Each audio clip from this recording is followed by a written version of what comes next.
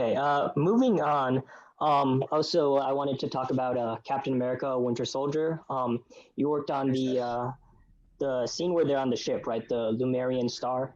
Yeah, I did the Lemurian Star scene, and I did a bunch of pickup stuff on that too. I had to come in at the end of the film after we were done shooting for VFX stuff, Uh-huh.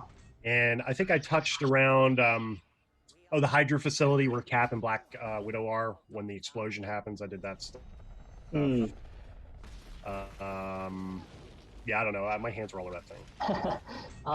So with that scene where they're on the ship, that seemed like the first like big action sequence of the movie, right? And I Yeah. noticed that Cap and Widow both act and move a little differently than previous films. Was this something like deliberate by the directors? Like, did they mention how they wanted to do kind of like a new version of Cap and Widow? Like, yeah, I think I wasn't privy to this conversation. It probably would have been a conversation that the Russo brothers had with the studio, with Marvel.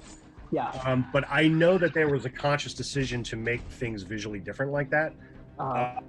To go from the original first Avenger Cap movie to this one, you see that this one now, it's totally grounded in reality in every way, shape, and form. And that even comes down to Cap's fighting. There's no big crazy, like, I'm not putting down DC, but you would see a DC fight scene stage versus like a Captain America fight scene in the Winter Soldier.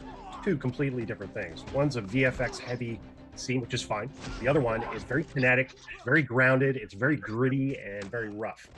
And that's what the Russo brothers wanted to that's the vision they kind of had for the movie. Not just that, but they wanted to make it more like a political thriller. Right. Kind of like from the 70s. And they tried to get that kind of. Mm-hmm. So yeah, that was a conscious decision made on all levels: the visual level, the fighting, the staging, everything. Gotcha.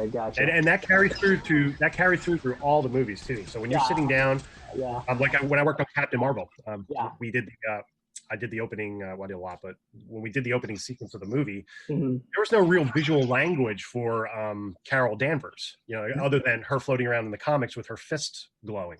Yeah. So we had to do this whole kind of visual language thing, animation, and they would sit there and they would look at this visual animation and the visual language of that character, and they would say, that looks a little too Black Widow, or that looks a little too Wonder Woman, or this or that. So they try and keep these threads through all the movies about how these people fight, what their attitudes are like in these action scenes, how they would be thinking. When I first worked, when I went in on the Civil War meetings, I sat down and I was there with a bunch of like comic nerds that were in this meeting. They were just like going off on motivation for Cap and how he wouldn't do this or that, and I'm like, oh my god.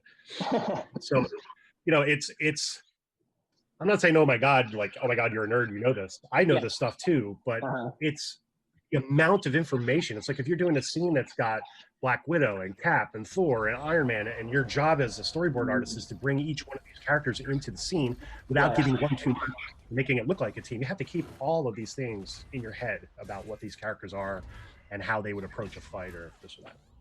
Gotcha. It's a balancing act. Constantly. It's constant creative problem solving. Oh, wow. And then when you think you've got it solved, you'll have somebody else look through your boards and they'll start picking out obvious stuff you missed, which is fine because it's a 5-6 minute long sequence with hundreds of panels. You can't possibly think of everything. Right. That makes sense.